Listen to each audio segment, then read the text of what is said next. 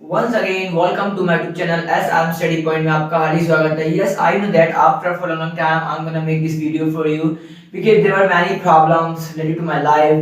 So because of that reason, I didn't make any kind of video for you. But still, I took out that yes I will cover the whole syllabus of 10th class. And देखते हैं कि जैसे कि आज हम पढ़ेंगे आपका outcomes of democracy. You know outcomes of democracy, जैसे कि आपने पढ़ा होगा 9th क्लास में what democracy and why democracy. Democracy क्या है और उसकी क्यों नीड है. ठीक है, अगर डेमोक्रेसी नहीं होगी तो हम right to speech, right to freedom वो कैसे एंजॉय कर पाएंगे. Without democracy we can not enjoy right to freedom and right to speech.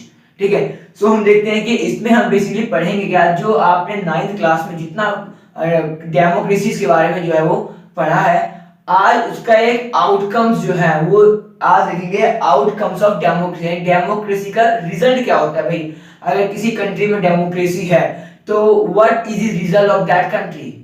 ठीक है, उस कंट्री में रिजल्ट क्या है डेमोक्रेसी को लेकर.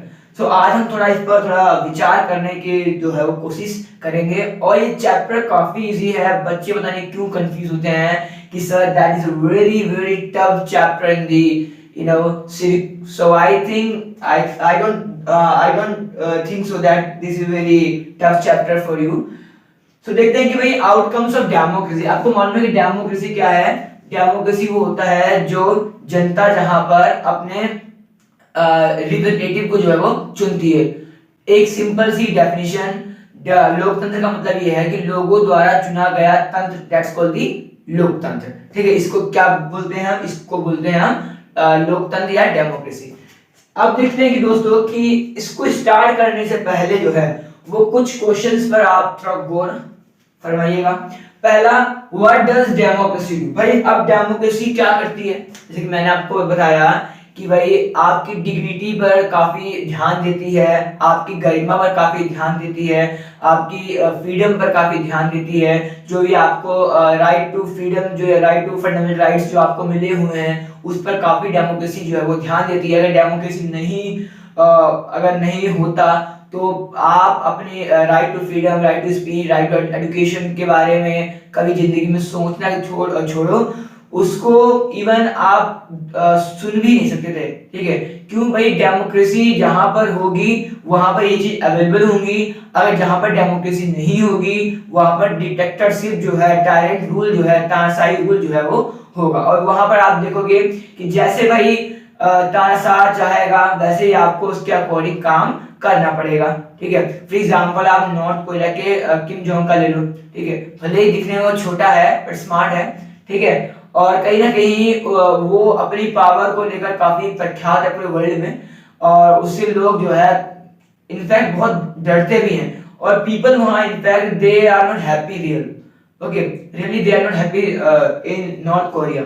क्यों? क्योंकि भाई वहां पर तानाशाही रूल है और वो अपने अकॉर्डिंग सबसे काम करवाता है. बट हमारे यहाँ क्या है, डेमोक्रेसी है. और डेमोक्रेसी जो है रियल में आपको एक अपॉर्चुनिटीज देती है कि you can do each and every work in your country without any interaction any barrier.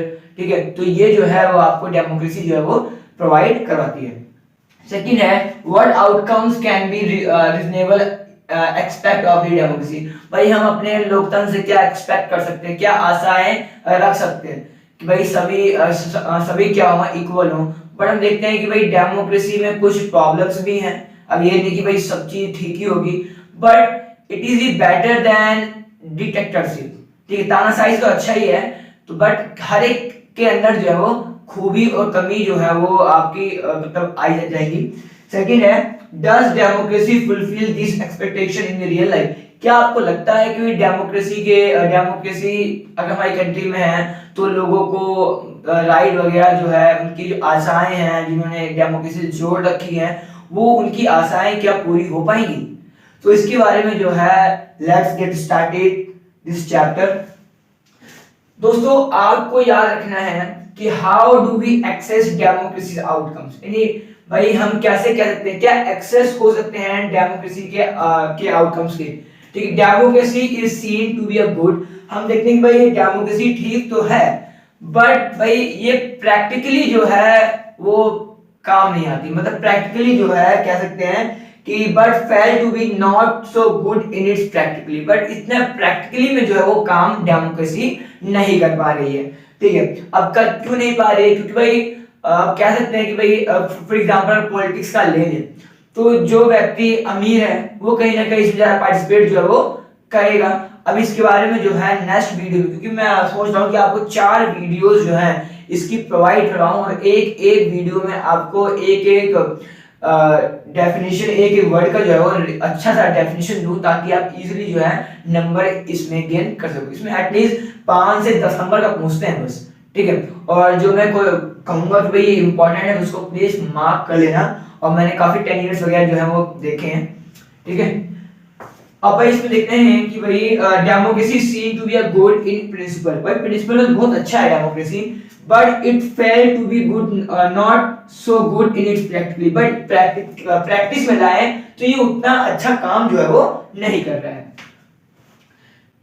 Democracy is just a form of government. It can only create condition for achieving something. ठीक है, और वो कहीं ना कहीं आप देखिए कि डेमोक्रेसी जो है एक गवर्नमेंट की फॉर्म होती है जो कहीं ना कहीं आपको एक कंडीशन को अचीव करने में बहुत ही अच्छी महत्वपूर्ण भूमिका जो है वो अदा करती है। ठीक है, अब भाई इसमें सारी खूबियां ही नहीं है, ठीक है, कुछ कमियां भी हैं। ठीक है, अब देखते हैं कि अब अकाउंटेबल, रिस्पॉन्सिव एंड लेजिस्टिमेट। अब बच्चे तो बहुत कंफ्यूज होते हैं, what is the meaning of accountable and responsive, legitimate. So इसमें काफी लोग जो है कंफ्यूज होते हैं बच्चे। तो अकाउंटेबल का मतलब देखो,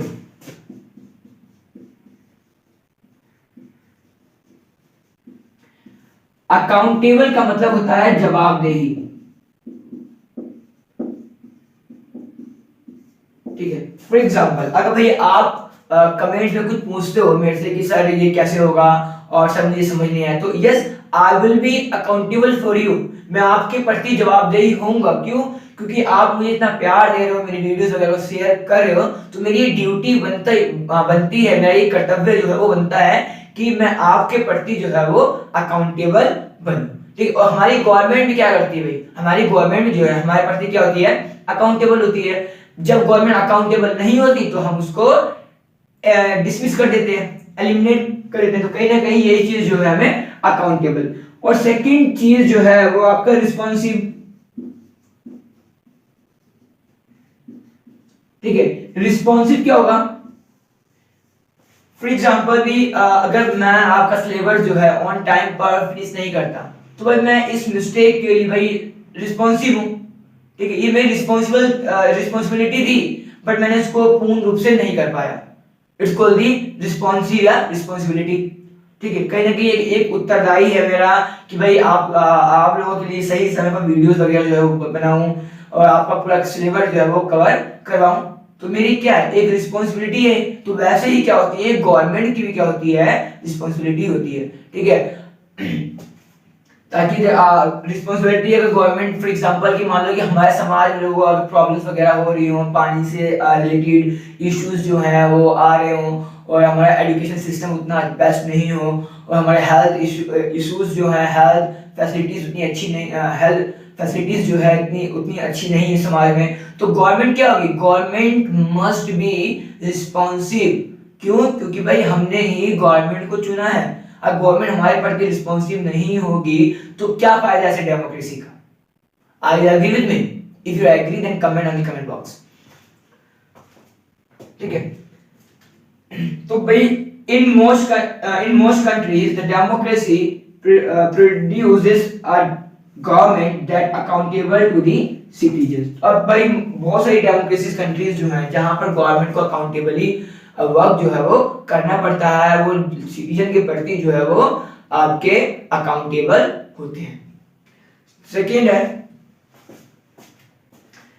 अब देखो responsive to the needs of people. भाई अगर लोगों की जो नीड्स होंगी, जो उनकी भाई उनको लगेगा कि भाई हमारे समाज में जो है ये होना चाहिए और कहीं ना कहीं इसकी कमी जो है खल रही है, तो कहीं ना कहीं हमें देख सकते हैं कि the government will be responsible for our work. If the government is not responsible for our work and we will not choose again. ठीक है, तो क्या करेंगे, हम उसको अगेन जो है वो चूज नहीं करेंगे। जो हमारे हित में खड़ा नहीं होगा, हमारी प्रॉब्लम्स के समय खड़ा नहीं होगा, so why we will choose them? Absolutely we cannot. Okay.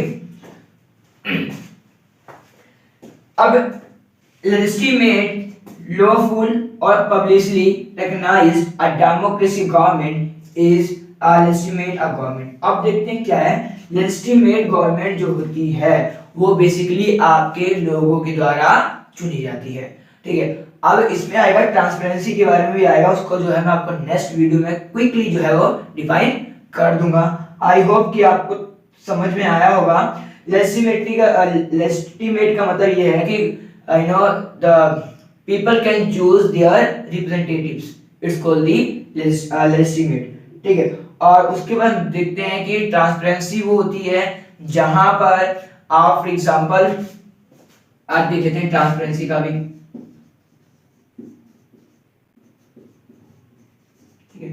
Transparency का मतलब जैसे कि मान लो कि भाई अगर कोई गवर्नमेंट है, ठीक है, अगर कोई गवर्नमेंट ने जो है वो लॉ वगैरह जो है वो पास किया, ठीक है। अगर आपको लगता है कि भाई लॉ में कुछ कमियां हैं या भाई आपको लगता है कि लॉ ऐसे नहीं ऐसे होना चाहिए, तो क्या कर सकते हो आप यहाँ पर गवर्नमेंट से रिपोर्ट मांग सकते हो कि भाई लॉ वगैरह जो है वो ठीक नहीं है, तो इस पर आप जो है वो सही डिसीजन लो।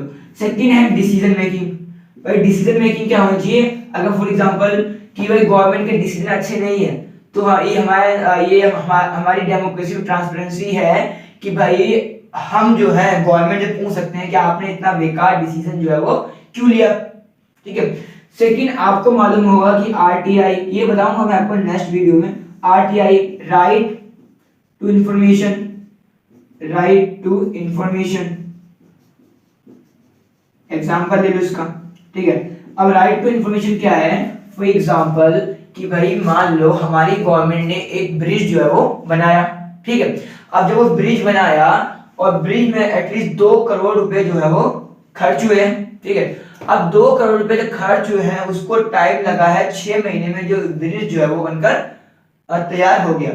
बट 6 महीने ही वो ब्रिज चला, बस उसके बाद जो है ब्रिज जो है अपने आप ढह गया।